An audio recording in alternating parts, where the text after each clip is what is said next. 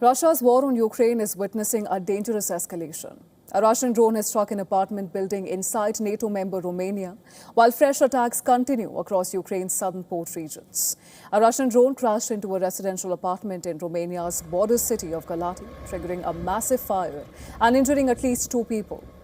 Footage released by local authorities showed rescue teams surveying the heavily damaged structure while firefighters worked to extinguish the blaze. Romanian Defense Ministry said that the drone entered the country's airspace during overnight Russian strikes targeting Ukraine's Odesa region near the Danube River border. The ministry added that the drone was tracked by radar before slamming into the roof of the apartment block, and this is the first known case of a Russian drone directly hitting a residential building inside Romania since the start of the Ukraine war in 2022. Moscow and Kyiv continue to exchange drone attacks overnight. Russia's Yaroslav region, it also came under drone attack, while Ukrainian officials said Russian drones targeted the Izmail port area in Odesa. A nationwide air raid alert was declared across Ukraine amid fears of further bombardment. The latest strikes come just days after one of the heaviest aerial assaults on Kyiv since the war began. According to Ukrainian officials, Russia recently launched nearly 600 strike drones and 90 missiles in a massive barrage targeting Kyiv and other cities. At least 83 people were reportedly wounded in the attack.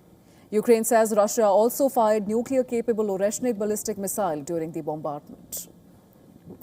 Now, at the United Nations Security Council, Secretary General Antonio Guterres warned that the conflict risks spinning out of control. He called for an immediate and unconditional ceasefire and urged both sides to return to negotiations.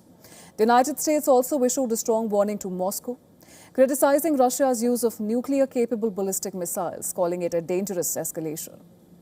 Russia defended its actions, claiming that its strikes were aimed at military and intelligence targets inside Ukraine. Moscow also warned foreign diplomats to leave Kiev and vowed more attacks on what it called Ukraine's decision-making centers.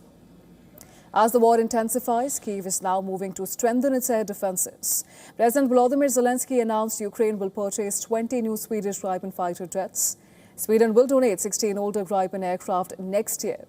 Ukraine is planning to acquire 150 Gripen jets under a long-term defense agreement. Zelensky also appealed to the United States for more Patriot missile defense systems to counter the Russian ballistic missile attacks. Listen to this. This week, I prepared a special letter to the President of the United States and to Congress. Yesterday, the letter was already sent to the institutions in Washington.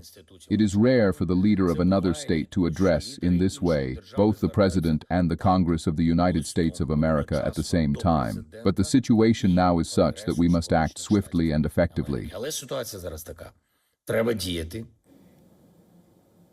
Meanwhile, NATO and European Union member Latvia have approved the formation of a new government after recent drone incursions triggering political turmoil in the country.